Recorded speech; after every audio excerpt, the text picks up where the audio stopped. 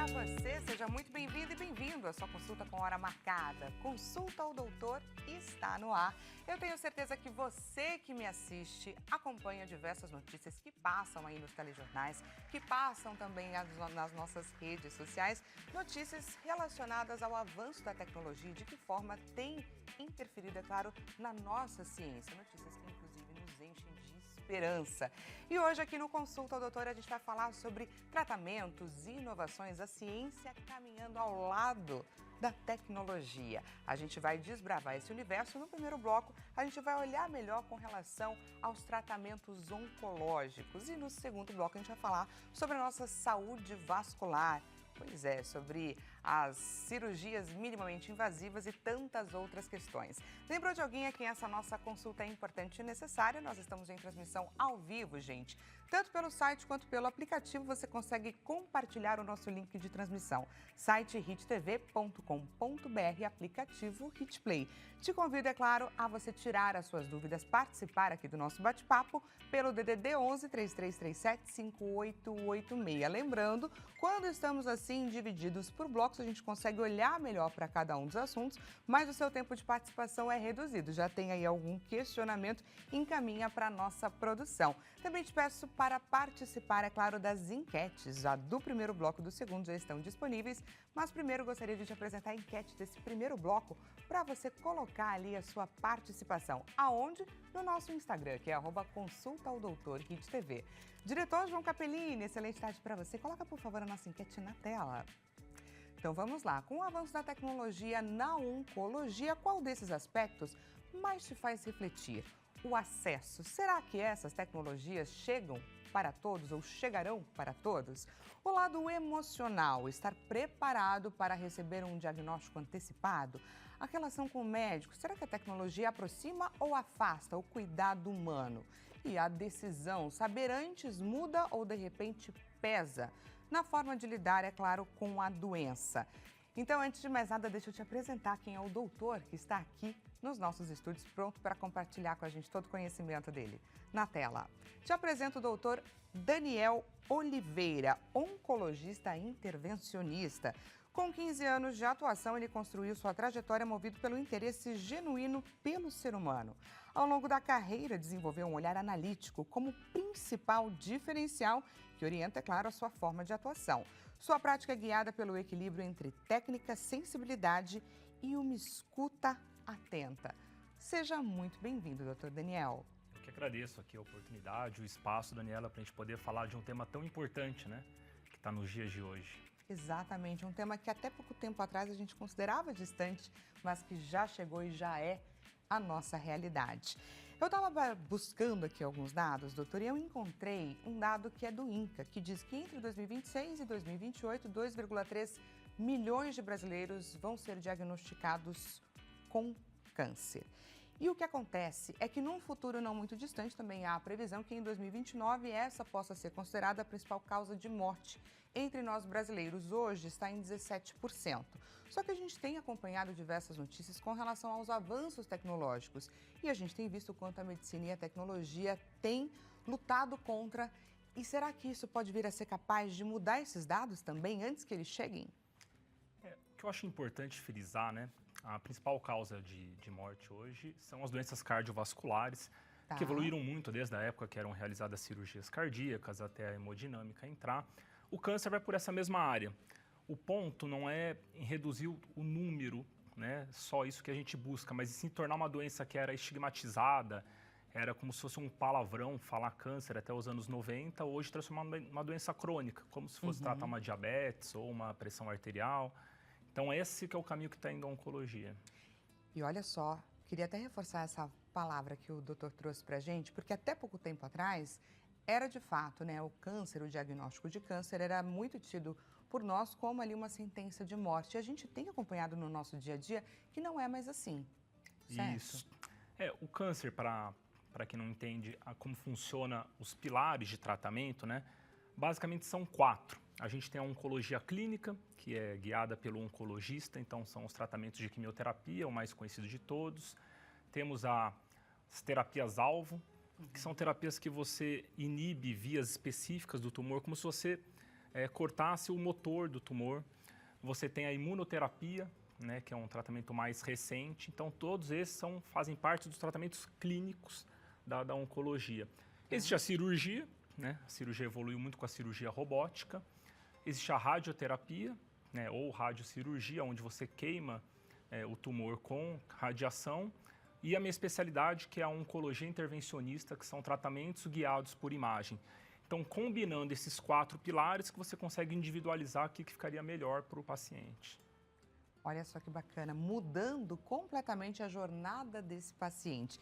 Queria que você explicasse, então, para a gente um pouco mais sobre essa oncologia intervencionista. De que forma que ela atua e como que ela mudou, é claro, os tratamentos convencionais, tradicionais. Perfeito.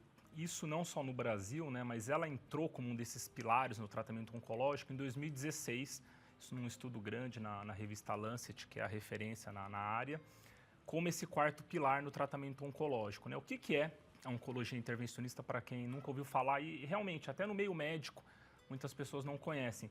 São tratamentos que você realiza guiado por imagem, onde você consegue ser muito preciso aonde você quer realizar o tratamento, preservando assim o órgão saudável e proporcionando o menor tempo de internação, né? O paciente volta às suas atividades com maior rapidez e menos complicações, efeitos adversos de uma internação prolongada.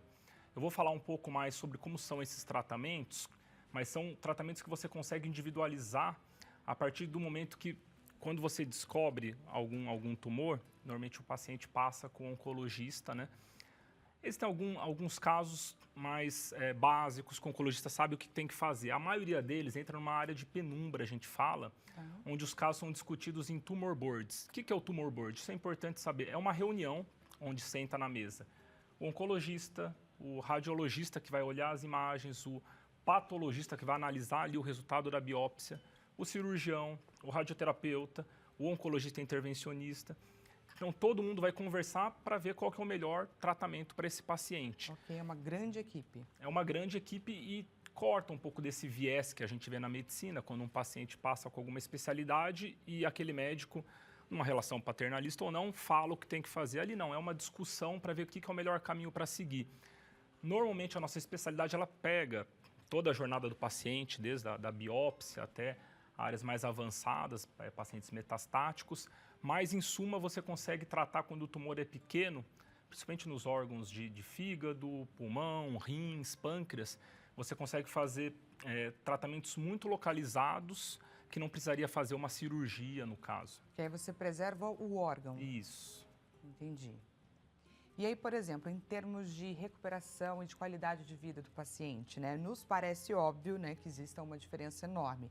Mas vamos entender um pouco mais no tempo, no cuidado, nesse processo, por exemplo, da recuperação. Em quanto tempo, por exemplo, ele poderia voltar a uma atividade? É possível retornar mais cedo? Isso acho que é um dos principais diferenciais, né? Quando o paciente realizava, até um tempo atrás, uma cirurgia, vou dar um exemplo, uma cirurgia de fígado, né? Uma cirurgia um pouco mais longa, pelo menos 4 horas. Ele tem que ir para uma UTI, fica de 2 a 3 dias numa UTI, depois para um leito de enfermaria normal, até ter uma alta hospitalar, isso dando tudo certo, né?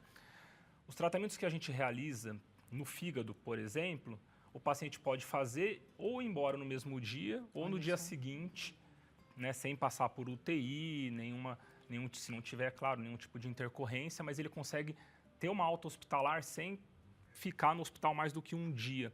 Isso acarreta em voltar para as atividades em 2, 3 dias. Então, ele tem uma qualidade de vida tanto pós-tratamento quanto no dia a dia muito maior, com o mesmo resultado, né, oncológico. Radioterapia e quimioterapia ainda são necessários? São. Quando é analisado cada caso, né, quando você...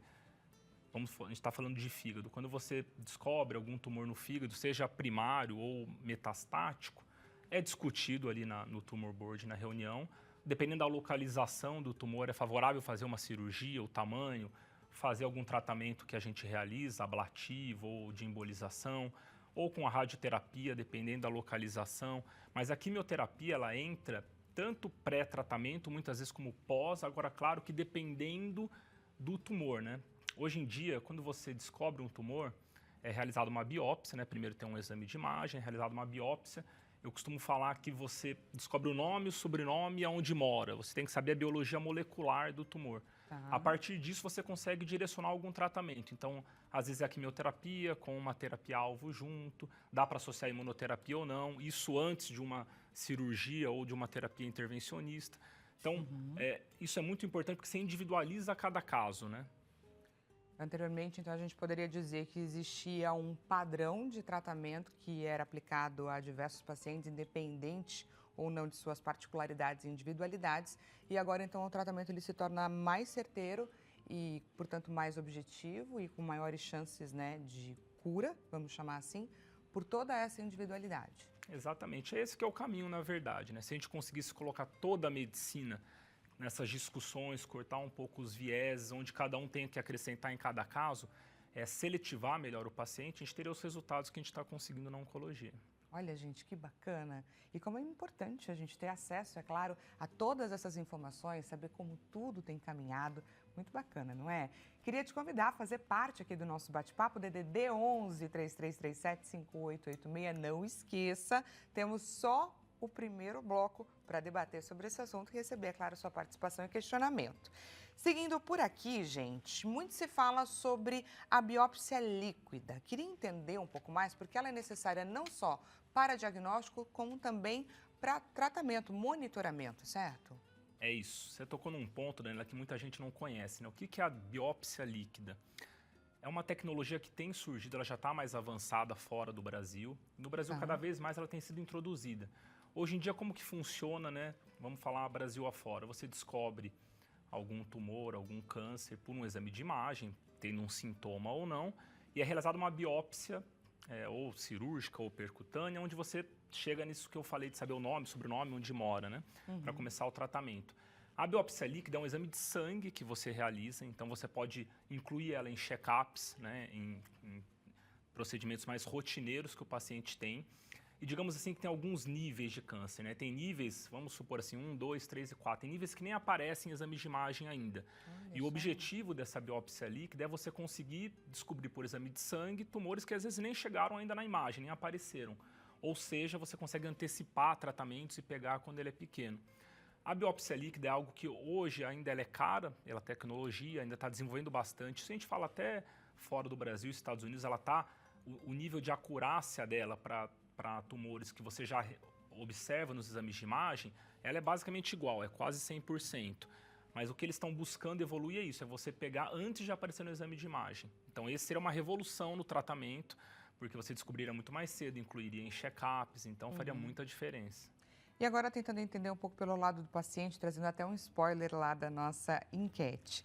Muito se fala sobre a importância do diagnóstico precoce, isso para essa realidade que a gente tem, inclusive, aqui no nosso Brasil. Mas você descobrindo, então, de forma antecipada, antes mesmo de aparecer imagem e tudo mais, de que forma que você consegue agir? A intervenção, ela acaba sendo mais suave, se é que pode-se usar esse termo? Com certeza, com certeza. Eu acho que esse que é o objetivo, né? Tá. Digamos que a gente traz todo esse arsenal terapêutico, essas opções, para dar esperança. No final, essa é a palavra, que hoje os tratamentos de câncer, eles deixaram de ser esse palavrão, como a gente comentou no começo, para ser algo crônico. Então, isso independente do nível de que está a doença do paciente. Mas qual que seria a mensagem além da esperança? É fazer os check-ups, né? É você descobrir muito mais cedo. E os check-ups são importantes porque muitas pessoas se cuidam ou fazem exames de sangue e um ultrassom, por exemplo, acha que isso é o suficiente. Não é, né? O ultrassom ele é melhor do que não fazer nada, mas ele tem as suas limitações, os órgãos que ele consegue visualizar ou não. Então, um check-up bem feito inclui outros exames de imagem, como tomografia, ressonância, onde quando você descobre alguma coisa, descobre antes de dar sintoma, o tratamento é muito mais eficaz, você parte por uma cura, em vez de ser algo que você vai tratar de forma crônica. Então, acho que a mensagem é essa, né? É prevenção e esperança. E num check-up comum, por exemplo, os exames são esses que você trouxe e muitas vezes não nos dizem, não antecipam nada. E eu gosto muito dessa ideia que você trouxe aqui para o nosso bate-papo, da gente conseguir transformar essa doença, né, o câncer, o tratamento, em algo de acompanhamento, em uma questão crônica, né? Como a gente vê, por exemplo, diabetes, é claro, com todos os seus desafios, pressão alta e tudo mais, não diminuindo, é claro, a importância de doenças como essas, de condições como essas, mas são condições que a gente convive, né, de forma tranquila e não necessariamente levando para esse ponto que era anteriormente considerado como uma sentença de morte. É muito bacana e muito esperançoso, né? A gente ter esse ponto de vista. E você sempre fala, você sempre traz muito na sua fala essa questão de lá fora, né? Lá fora. Brasil ainda não é realidade. Queria que você falasse um pouco sobre isso, sobre os desafios que a gente tem, quais são eles e o que a gente pode vir a pensar num futuro não muito distante também. Falando da minha área, né? Para ser um pouco mais realista, ela é uma especialidade que está o tempo todo mudando, com terapias novas. E vou dar um exemplo de um tratamento que a gente realiza, a ablação, né? Ele existe nos Estados Unidos desde 2015, a ablação por eletroporação. No Brasil chegou em 2022, né? Então teve um gap de tempo. Isso envolve custos, envolve dificuldades burocráticas para trazer as tecnologias. Então, com isso, as curvas de aprendizado acabam sendo depois, né?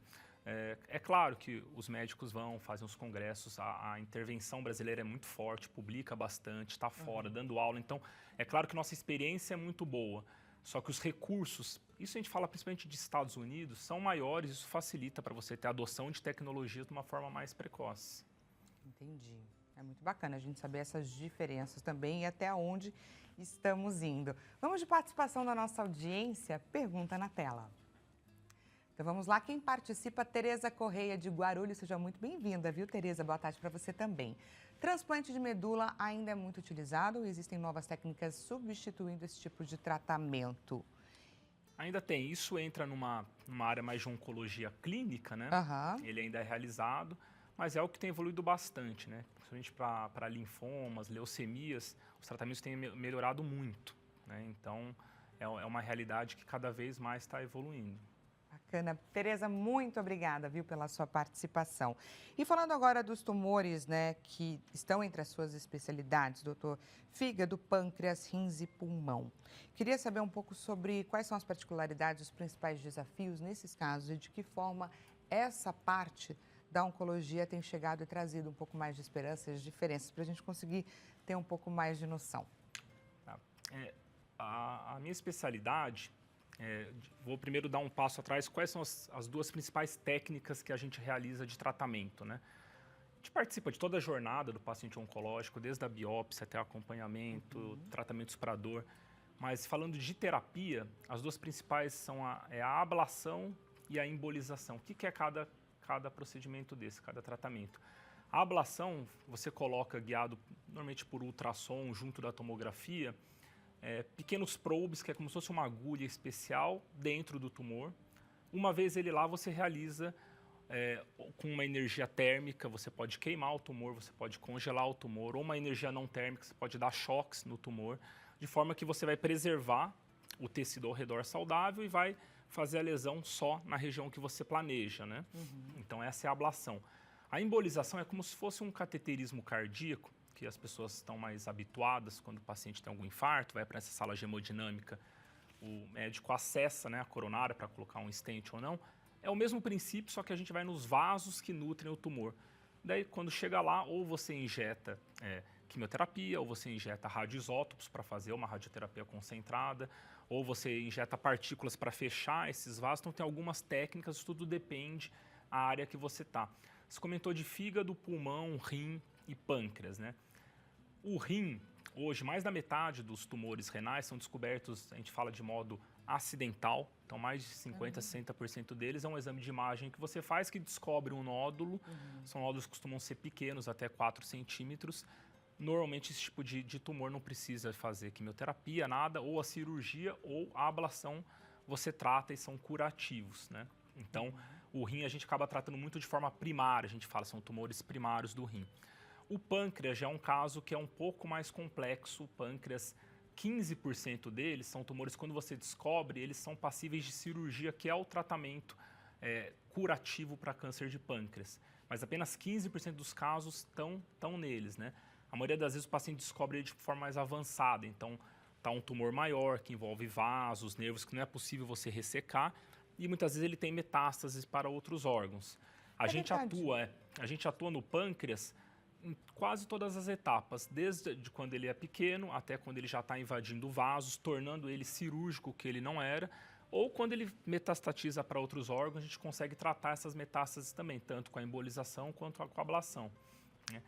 Pulmão e fígado, existem tumores primários, né, do pulmão, que isso é um tumor muito frequente, inclusive, mas a cirurgia ou radioterapia tem algumas indicações mais clássicas. A gente acaba tratando mais tumores secundários de pulmão, ou seja, as metástases.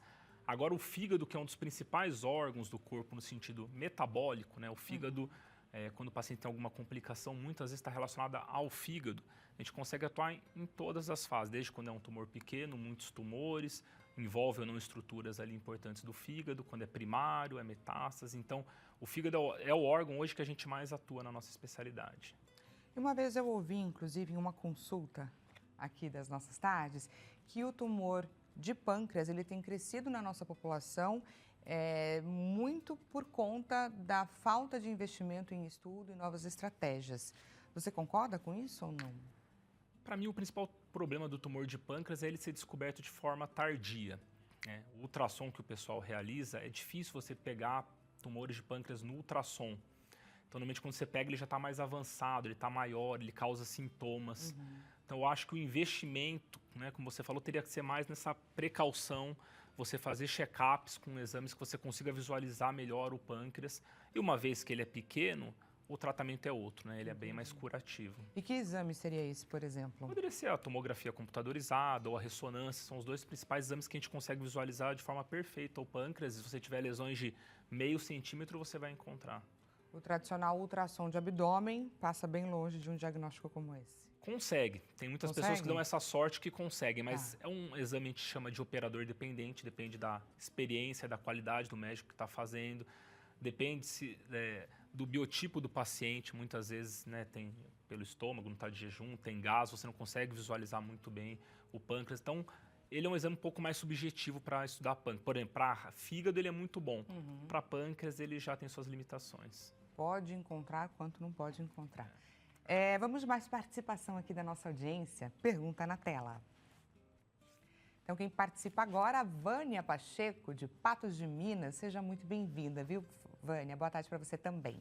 Confesso que os efeitos colaterais têm sido... Olha lá, peraí. Tem sido uma das partes mais difíceis para mim. Ouço falar que os tratamentos mais novos são mais direcionados. Isso significa que eles causam menos impacto no corpo? E aí, com relação aos efeitos colaterais? A Vânia deve estar se relacionando à quimioterapia, né? Que a quimioterapia, são linhas de quimioterapia, né? Mas ela causa muitos efeitos, porque a quimioterapia, ela ataca as células tumorais, mas também ataca as células saudáveis. Então, isso deixa o paciente muito mais machucado após as sessões. Os tratamentos novos clínicos, como a imunoterapia, por exemplo, são muito mais direcionados. Então, tem muito menos efeitos colaterais, né? Então, são tratamentos que, na última década, cresceram muito. Agora, nem todos os cânceres são passíveis de imunoterapia, por exemplo. Ele tem que ter a biologia molecular que você consiga realizar ou não. Então, de novo, você realizando os exames, fazendo a biópsia, passando em tumor boards, você consegue falar, esse tratamento você pode fazer uma químio com imunoterapia ou fazer terapias-alvo junto, mas esses novos tratamentos, sim, vão causar muito menos impacto no corpo. E, por exemplo, essas estratégias que você estava pontuando agora, a gente pode vir a pensar, por exemplo, você faz uma sessão, por exemplo, e em quanto tempo que você pode vir a ter uma mensuração de que aquele caminho deu certo ou não? É muito mais rápido? A quimioterapia, né, a partir do momento que você vai iniciar um tratamento, tem linhas, a gente fala de quimioterapia, depende de algumas delas, mas após 4 sessões costuma-se realizar um exame de imagem para ver se está dando falha de tratamento, ou está ficando estável, ou está melhorando. A partir disso, você ou troca a linha quimioterápica, ou você associa algo junto. Então, normalmente, você realiza pelo menos umas 4 sessões para ter essa resposta. Essa ideia de o caminho está sendo válido e importante ou não. Doutor, gostaria demais de agradecer aqui esse nosso bate-papo. Já já vou chamar o resultado aqui da nossa enquete, mas antes eu aproveito para deixar claro os contatos do doutor Daniel Oliveira, que é oncologista intervencionista. Deixo à sua disposição, gente, o Instagram, Dr. Daniel Oliveira 8, certo? E o WhatsApp, DDD 11 917 26 35 31. E agora vamos juntos então conferir o resultado da nossa enquete. Resultado na tela.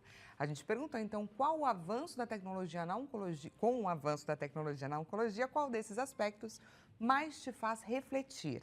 A alternativa mais votada dessa relação com o médico. A tecnologia aproxima ou afasta o cuidado humano? Na sequência, 33% o acesso. Será que todas essas tecnologias chegam para nós? Na sequência, 12% o lado emocional do estar preparado para receber um diagnóstico antecipado e a decisão, saber antes muda ou pode vir a pesar na forma como lidar com a doença. Doutora, eu gostaria das suas considerações e, claro, mais uma vez agradecer sua participação. O que você achou do resultado da nossa enquete? Achei perfeito. Essa relação da tecnologia com o cuidado é o caminho que a gente quer, né? Porque se você puder, com a inteligência artificial, você puder poupar tempo de dados, que você consiga deixar de você fazer o trabalho braçal e ficar com mais tempo com o paciente, você ter essa qualidade durante a consulta, no acompanhamento, é o que a gente busca com a tecnologia. Tá gostando aqui do nosso bate-papo? Consulta ao doutor vai para um rápido intervalo e na volta a gente vai falar sobre a nossa saúde vascular. Já estou te esperando.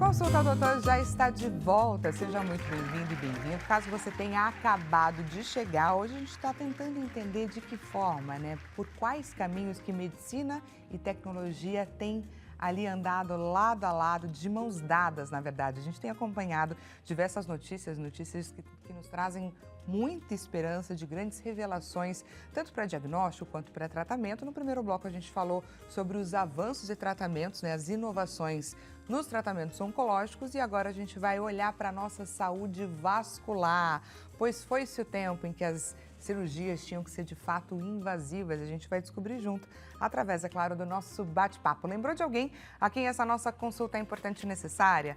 Nós estamos em transmissão ao vivo, gente, pelo site, que é www.hittv.com.br, em transmissão ao vivo também através do nosso aplicativo HitPlay. E é só você compartilhar o nosso link de transmissão para quem também precisa receber esse tipo de informação. Informação, gente, salva vidas. E eu gostaria, claro, de te convidar a fazer parte aqui desse nosso bate-papo. Traz para a gente a sua dúvida, o seu relato, o seu questionamento. DDD 11 3337 5886. Você consegue participar também através do nosso Instagram, que é @consultaodoutorhittv. E por lá, já gostaria de te avisar que tem uma enquete à sua espera. Tivemos já a enquete do primeiro bloco, temos sim também a enquete do segundo bloco. Diretor, coloca para a gente, por favor, a nossa segunda enquete na tela. Qual desses mitos você já ouviu ou ainda gera ali alguma dúvida para você? Procedimentos modernos são mais arriscados por serem novos. Tratamentos a laser ou minimamente invasivos são apenas estéticos. Ou, se não precisa de cirurgia aberta, não resolve de verdade. Clica lá na alternativa que a gente vai aprender juntos. Será? E agora deixa eu aproveitar para te apresentar quem é a doutora que já está com a gente, pronta para compartilhar com a gente todo o seu conhecimento. Na tela. Então, te apresento, gente, Daphne Leiderman, cirurgiã vascular. Atua na área há mais de 14 anos, com foco em resolver problemas de forma prática e transformar a vida dos pacientes. Tornou-se referência no tratamento de varizes, acolhendo casos muitas vezes avançados e marcados por angústias. Seu diferencial está na união entre experiência, uso de tecnologias e a paixão pelo que faz, mantendo-se em constante atualização para oferecer o melhor cuidado. Doutora Daphne, seja bem-vinda ao Consulta, doutor. Muito obrigada pela oportunidade. Essa sou eu mesmo, apaixonada pelo que eu faço. E eu lendo aqui, falando, gente, que maravilhoso, né? O cuidado, o preparo. E por falar em preparo, queria muito entender por onde caminha, porque a gente está, né, acho que numa era onde a inteligência artificial, os avanços tecnológicos exigem muito de cada um na sua profissão. Eu queria entender um pouco como que tem sido o seu caminho. Você tem lidado de forma natural? Tem sido difícil? Como que é essa necessidade de estar em constante atualização?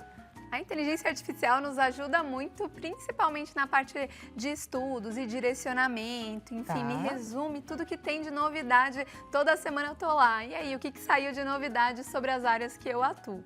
Além disso, no atendimento dos pacientes, para receber eles no consultório, scripts de atendimento, velocidade no atendimento, isso ajuda muito. Mas claro que não é só na inteligência artificial que vem aí toda a tecnologia, né? No consultório hoje, por ter aproximado a tecnologia do atendimento de dia a dia, a gente consegue fazer hoje as coisas de forma muito mais prática e rápida, o que se demorava muito anteriormente. Então, a inteligência artificial é uma realidade no seu consultório? Sim, com certeza. E é muito bacana, né? Porque muitas vezes a gente recebe essas inovações com um certo... Ai, gente, será? Será que é para mim? Será que eu devo? Será que eu não devo? E é importante a gente estar aberto e disponível, porque é a nossa realidade e só tende a aumentar, não é? É verdade, com certeza. E aí eu queria saber, quando a gente traz essa questão, né, da saúde vascular, gente, é uma questão que a gente precisa prestar muita atenção, porque eu acho que muitas pessoas, em algum momento, né, quando você fala varizes, vasinhos, pensam, é estético. E não é, doutora? É tão importante. Traz pra gente a importância de todo esse sistema do nosso corpo. Exatamente. Tanto os vasinhos mais finos, que muitas vezes incomodam esteticamente, faz parte da mesma doença, chamada insuficiência venosa crônica. Desde os vasinhos finos, as varizes mais grossas e até alterações de pele, como manchas, escurecimentos, que é a chamada dermatite ocre. Elas podem evoluir com complicações, como a tromboflebite, que é o coágulo entupindo a varizes, que pode virar uma trombose venosa profunda, que é inclusive uma doença potencialmente fatal. Além disso, essas varizes podem ocasionar essas alterações de pele e numa pequena pancada abrir uma úlcera varicosa, que pode ser um machucado que demora aí meses até anos para cicatrizar por conta da má circulação na perna. Então, sim, faz parte da mesma doença. Mais de 80% das pessoas que acham que tem só vasinhos tem uma microvarizes alimentando. Isso é causa de muita frustração nos tratamentos. Quando você interpreta como estético, trata de forma superficial, sem fazer um bom diagnóstico, um bom planejamento, todo mundo se frustra nesse tratamento, né? Com a ideia de que teve algumas aplicações e logo em seguida os vasinhos estavam lá novamente. Eu imagino que seja bastante corriqueiro uma paciente chegar para você e falar, não, já fiz tanto tratamento ao longo da minha vida, nenhum surtiu efeito, não deu certo, eu já aceitei. E esse aceitar também, muitas vezes, não é só uma questão estética. Pode colocar, como a doutora trouxe aqui a explicação, o corpo dessa paciente ou desse paciente em risco. Mas por que eu trouxe o a paciente? São as mulheres mais acometidas? Sim. E aí eu queria entender um pouco desse universo. Claro, é uma doença com uma prevalência muito alta. Até 80% da população adulta tem pelo menos vasinhos. Então é muito frequente. E 2/3 dessa população é sim do sexo feminino. Isso tem a ver com anticoncepcional? Anticoncepcional, os mais modernos, a gente não tem mais tanta evidência de causalidade. O que a gente sabe é que a parte dos hormônios femininos naturais da mulher e, claro, a gestação são fatores de risco clássicos para essa doença. Entendi. E aí, por exemplo, com relação a questões hereditárias, é uma relação direta ou não necessariamente? Com certeza, é uma doença genética. Se sua mãe tem varizes, a chance de você ter pelo menos vasinhos, ela é de 60%. Se sua mãe e o seu pai têm varizes, essa chance pode chegar a 90% em alguns estudos. Então, com certeza, a hereditariedade é um fator de risco, mas não é o único. Ou seja, existem pacientes que, nossa, doutora, na minha família ninguém tem e eu fui a sorteada. A genética começa de algum lugar mesmo, né? Mas aí eu diria, é sorte, entre aspas, ou estilo de vida? Tudo a ver com estilo de vida. Tá. Obesidade, sedentarismo, o não cuidado à saúde, isso é com certeza um fator de piora. Quais são os principais sinais de alerta para quem está nos assistindo, além de ter encontrado ali algum vasinho, né, algo que notou estar diferente, o que é preciso levar em consideração na hora de pensar, vou buscar uma cirurgia vascular? dor e incômodo na perna. As pessoas normalizam a dor. Eu entendo que num dia cansado, você ficou o dia inteiro num show, em pé, pulando, tudo bem sua perna doer. Ok, é uma exceção. Agora, na sua rotina, na sua dia a dia, sua perna frequentemente está dolorida no fim do dia, inchada, aquela vontade de pôr a perna para cima para descansar, aquela queimação que incomoda, sentir dor todos os dias não é normal, precisa de uma avaliação vascular. Pode ser varizes, podem ter outras alterações no corpo, até ortopédicas, reumatológicas, que podem provocar esse tipo de dor. Mas doença vascular é muito frequente estar associada à dor e inchaço. Além disso, a aparência mesmo, o escurecimento das pernas, manchas arroxeadas, veias saltadas, com certeza está aí na cara que precisa de uma avaliação vascular. Muito tem se falado sobre lipedema ultimamente, né? Qual é a relação? Existe alguma relação direta ou elas coexistem de fato? Elas coexistem, elas fazem ali parte de um universo vascular que tem os mesmos fatores de risco, como sexo feminino, o não controle do peso, o sedentarismo, a má alimentação, como fatores de piora. E os dois têm influência genética. Por conta dos fatores de risco, uma mesma mulher pode ter as duas doenças com muita frequência. E aí imagino que fica um pouco mais desafiador o tratamento? O que acontece é que varizes grossas, elas ficam entre a pele e o músculo. No lipedema, a gente tem um aumento da camada de gordura. Ou seja, a pessoa pode ter varizes grossas e ela não ser visível. Ela enxerga só aqueles vasinhos inofensivos. Mas, na verdade, o lipedema está escondendo varizes grossas. Além disso, os sintomas eles se confundem muito. Como peso, cansaço e o inchaço na perna, às vezes ela pode olhar e falar, é meu lipedema. Mas não, pode ter um refluxo na veia safena, uma varizes ali que o lipedema está escondendo. E você está trazendo aqui diversas questões que eu imagino que a olho nu não seja muito fácil, que a anamnese, aquela conversa honesta, né, médico-paciente, seja muito importante para te guiar no diagnóstico, mas que eu imagino que você dependa aí de diversos exames para você conseguir fechar e entender de que forma que aquela perna já foi acometida ou não e tudo mais. Então explica para a gente por onde que caminha o seu diagnóstico e quais são os exames mais importantes, inclusive trazendo aí essas novas tecnologias também para o nosso bate-papo. É muito legal isso, né? Porque hoje em dia o diagnóstico está na minha sala. O ultrassom Doppler, ele é de fácil acesso. Obviamente a gente tem que ter uma formação específica para isso, mas está lá no meu consultório. O ultrassom, a gente passa o aparelho na perna com aquele gel quentinho e a gente consegue enxergar por dentro o funcionamento da circulação, entender de fato a causa do surgimento daqueles vasinhos e se de fato a sua dor e o seu inchaço tem causa vascular ali de mau funcionamento das veias, como está a sua veia safena, se você já teve uma trombose, como que se recuperou sua circulação, enfim.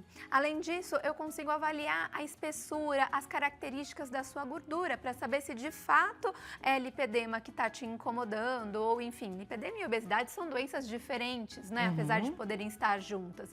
Então, no ultrassom, ele me dá também essas informações. Além disso, eu uso a realidade aumentada, que é uma luz verde que todo mundo adora, já deve ter visto no Instagram. Ela mostra os nossos vasos até 1 centímetro de profundidade. Eu consigo enxergar aquela veia que está nutrindo os seus vasinhos também por esse aparelho. Ele me ajuda no diagnóstico e também para guiar o tratamento. Olha só que interessante, então dentro do seu consultório eu vou lá como paciente, já saio entendendo quais são os desafios e de que forma que eu posso definir o meu tratamento, porque ali mesmo você já consegue ver refluxo da veia safena, tudo isso. Gente, que incrível, imagino que aí teve todo um preparo, um estudo que você teve que se aperfeiçoar para conseguir oferecer isso, obviamente. Claro, e eu aposto que todo mundo ou já passou ou conhece alguém que foi no vascular. O vascular olhou e falou, pode ser que seja varizes e eu preciso avaliar melhor. Toma aqui esse pedido de ultrassom Doppler. Aí a pessoa perdeu o papel, outras prioridades passaram na frente, nunca fez até esse conseguir exame. horário, né, para fazer exatamente, ou até voltar no vascular já passou quase 1 ano. Então, esse foi um problema que eu quis eliminar já logo no início da minha carreira.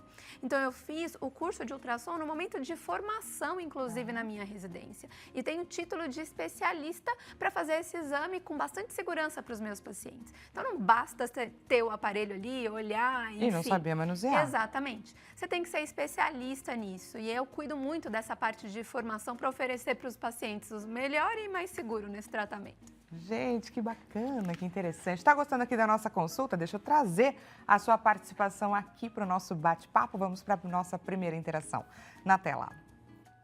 Quem participa é a Simone, de São Gonçalo, Rio de Janeiro. Simone, seja muito bem-vinda, boa tarde para você. Eu entendo que os microvasinhos não têm uma cura definitiva e que normalmente é preciso fazer escleroterapia com certa frequência. No meu caso, também tenho varizes mais grossas, como minha mãe, e isso me preocupa. Queria entender melhor como funcionam essas técnicas mais modernas de tratamento sem cirurgias e se elas realmente são eficazes. Obrigada pela sua participação, que eu também quero saber isso aí, Simone. Meu primeiro alerta é, se você tem varizes grossas, não faça escleroterapia. Olha. Não adianta você tratar o que está ali na superfície, os vasinhos, porque tem algo nutrindo. Inclusive, pode até piorar a aparência da sua perna se você não fizer um tratamento completo. Então, o primeiro passo é fazer um ultrassom Doppler, entender o tamanho daquelas varizes e a causa dela, ver o funcionamento do seu sistema profundo e da veia safena. Hoje a gente trata as varizes grossas de 3 principais formas. Existe o tratamento com endolaser, que é uma fibra de laser que a gente faz um furinho na pele, como aquele furinho de coletar sangue. Essa fibra caminha por dentro da veia e cauteriza através do calor do laser essa varizes. Esse é o tratamento extremamente moderno. Dá para fazer em todos? Não dá. No tratamento de varizes grossas, o endolaser é um artifício, mas a boa flebectomia, a microcirurgia, ela ainda é muito utilizada. Mas não precisa se preocupar, não precisa de hospital, anestesia nas costas ou recuperação longa. Hoje é possível fazer o tratamento dessas varizes grossas com anestesia local no conforto do meu consultório, mesmo com aqueles furinhos da retirada da varizes. E existem outras técnicas, como a escleroterapia por espuma, que é a injeção de um produto por dentro das varizes. Não é o padrão de escolha por literatura com relação ao resultado. E isso é um alerta também. Se você tem varizes grossas e te ofereceram um tratamento por espuma, cuidado, porque em literatura, evidência internacional não é a melhor opção para os casos. Ele deve ser usado como exceção e extremamente com acompanhamento responsável, porque é um tratamento que pode ter mais complicações. Entendi. E aí, no caso, por exemplo, entendendo um pouco dessa recuperação, eu faço uma vez só um tratamento como esse que você trouxe? Quanto tempo eu tenho, né, para poder voltar às minhas atividades normais e tudo mais? Ou não, eu preciso fazer periodicamente sessões? Isso você vai gostar muito. Tanto o tratamento da veia safena com o endolaser e as microcirurgias e o tratamento com o endolaser das varizes grossas, hoje são procedimentos de rápida recuperação. Eles são feitos com anestesia local no consultório. Ao final do procedimento, a gente coloca uma meia elástica, você toma um cafezinho e sai caminhando para sua casa. E numa média aí de 1 a 3 dias, um pouco mais leves do que o habitual.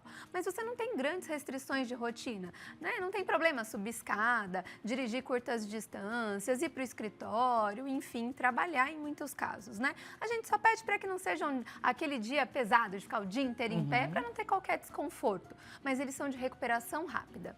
Gente, que interessante. Simone, muito obrigada pela sua participação, enriqueceu demais aqui o nosso bate-papo. Imagino que você tenha saído agora um pouco esperançosa também, porque é muito bacana saber, né, essa diferença. Eu fiz recentemente uma safenectomia e eu tive ali o meu tempo de descanso, eu tive que ficar pelo menos 15 dias paradinha, sem fazer muita coisa. Obviamente que a caminhada é necessária, inclusive, para estimular, mas não era toda essa facilidade, principalmente com relação aos roxos, né, aos hematomas. Demorou um bom tempo, né, para sair, retornar às atividades físicas também levou-se um grande tempo. Existem alguns casos onde a safenectomia e a varicectomia ainda é necessária da forma tradicional ou não? Cuidado com a resposta, brincadeira. Bom, é muito raro ter qualquer contraindicação para o uso do endolaser para tratamento da safena. Hoje, ele é gold standard, ou seja, o padrão ouro no mundo inteiro, com um nível de evidência altíssima como melhor opção para tratamento da veia safena doente, a punção por endolaser. Um furinho, passa a fibra, cauteriza por dentro. Com isso, não tem corte grande, a recuperação é mais tranquila. E não tem aqueles grandes hematomas, porque não tem sangramento. Na safenectomia, com o corte, tanto na virilha quanto no tornozelo, sobe o aparelho, amarra e arranca, você de fato arranca. Então é um pouco mais traumático, ficam bem mais hematomas, um pouco mais dolorido. Uma recuperação um pouquinho mais lenta. Mas hoje a gente tem essa tecnologia que substitui com mais frequência aí a safenectomia convencional. A gente não tem assim grandes contraindicações para o uso do endolaser. Com relação a precisar passar por esse procedimento, caso não seja feito de forma tradicional, muito se fala sobre isso. Não, vai, encara, faça, porque senão lá na frente vai voltar. E aí? Na verdade, assim... Voltar não volta, obviamente, que assim que você retirou a veia safena, ela não tem como voltar. Mas digo, esse problema novamente pode vir a bater na porta. É uma doença crônica, assim como a pressão alta e a diabetes. Bem como você toma o seu remédio para pressão para controlar a pressão, se você para de tomar, a pressão descontrola. No tratamento das varizes é a mesma coisa. A gente faz um tratamento completo para deixar a perna o mais zerado possível, tanto do ponto de vista de saúde como também na aparência estética. E aí você faz um acompanhamento de manutenção. 1 a 2 vezes no ano, a depender da sua doença, a depender da sua tendência genética, você faz a sua visita ao vascular. Nessa consulta, eu repito o ultrassom para ver como está a cirurgia por dentro, para ver como está a sua saúde por dentro, e aí ver se há necessidade de futuros procedimentos assim maiores, antes que surjam aquelas varizes, para que apenas uma aplicação... Antes que chegue naquele ponto novamente. Mas Exatamente. que bacana, é porque esse é o pensamento, né? É uma questão crônica, então precisa sempre ser acompanhado. Tem o envelhecimento, tem diversas alterações que vão vir com o tempo e, obviamente, pode vir a precisar novamente. Vamos de mais participação da nossa audiência na tela. Quem participa agora, Valdiva Arruda, seja muito bem-vinda, Valdiva, do Paraná. Boa tarde para você também. Eu fiz um exame Doppler nas 2 pernas e a médica me disse que tem um problema nas veias safenas, indicando até a retirada delas. Sei muito bem como é isso, Valdiva, mas o que me deixa em dúvida é que eu não sinto dor nenhuma. Pode ser uma questão silenciosa? Sim, pode. Não é, eu costumo dizer que a gente não trata exames, a gente trata pacientes. Boa. Uma alteração de exame de Doppler, ela não significa obrigatoriamente a necessidade de um tratamento de safena. A gente precisa ter, além da alteração clássica no ultrassom, um exame confiável, a gente precisa ter pelo menos 3 coisas. Sintomas, ou seja, dor, inchaço, desconforto, compatível com o lado da safena doente. Outra, varizes grossas relacionadas àquele problema na safena. Alteração na safena, aumentando a pressão numa veia superficial, estufando e ficando aquela varize saltada na perna. Ou se você tem uma grande quantidade de vasos finos com uma microvarizes alimentando esses vasos que está lá conectada a uma veia safena doente. Aí sim você tem indicação de tratamento da veia safena. Se você não tiver isso, olhou para as pernas, não tem varizes grossas, nada incomoda esteticamente, você não sente dor, nem sempre é necessário esse tratamento. Então, uma avaliação detalhada, uma conversa cuidadosa e repetir o exame com quem de fato vai cuidar de você, aí sim você consegue saber se é a necessidade ou não da retirada dessa safena. Olha só que bacana, Valdiva, eu sei que você é do Paraná, mas vale de repente uma segunda ou terceira opinião para você entender melhor esse quadro. Muito obrigada pela sua participação e agora vamos juntos conferir o resultado da nossa enquete. Resultado na tela. Então vamos lá, qual desses mitos você já ouviu e ainda gera dúvida, ou ainda gera dúvida? A alternativa mais votada, 44%. Procedimentos modernos são mais arriscados por serem novos, 33%. Tratamentos a laser ou minimamente invasivos são apenas estéticos e lá em último, se não precisa de cirurgia aberta, não resolve de verdade. Quero o seu parecer com relação, porque ouvir a gente ouviu, mas a grande questão é que a verdade precisa vir à tona também. Exatamente. Os tratamentos modernos, eles não são tão novos assim. Eu já faço endolaser há quase 10 anos, então assim, não é nada de ontem, né? Não existe nenhum tratamento experimental, teste em pacientes relacionados a esse tipo de tratamento que nós estamos comentando. Então, eles não têm esse risco. O que a gente precisa é de um especialista que tenha aí sua curva de aprendizado, sua expertise nessa técnica, né? Isso é o mais importante. Então, eles são extremamente seguros e eficazes, superando muitas vezes as cirurgias convencionais. O tratamento a laser, ele não é só estético, como estávamos comentando, mesmo aqueles vasinhos finos causam alterações na sua circulação. E o laser minimamente invasivo, o endolaser, pode tratar a safena e varizes grossas, que se não tratadas geram complicações. Então, não estamos falando de estética só aqui. A gente está falando sobre a sua saúde vascular. E tem isso, né? A ciência e a tecnologia têm andado juntas, lado a lado, trazendo muita revolução, muita facilidade, praticidade e conforto para a nossa saúde, para o nosso dia a dia.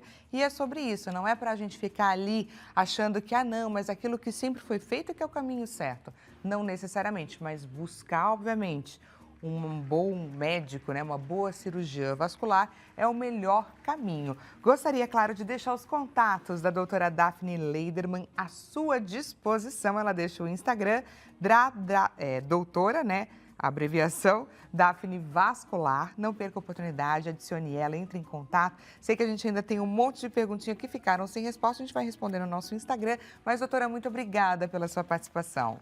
É um prazer conversar com esse tema, eu amo falar sobre isso, é o meu dia a dia. E a importância de programas como esse e até a rede social que eu faço no meu Instagram é tirar essas dúvidas, esclarecer esses mitos para tirar os preconceitos e todo mundo conseguir se cuidar com bastante segurança e qualidade, né? Obrigada, doutora. Gente, obrigada pela companhia. Excelente restinho de tarde para você. E a gente volta a se encontrar amanhã às 16 horas na nossa próxima consulta. Até amanhã. Obrigada.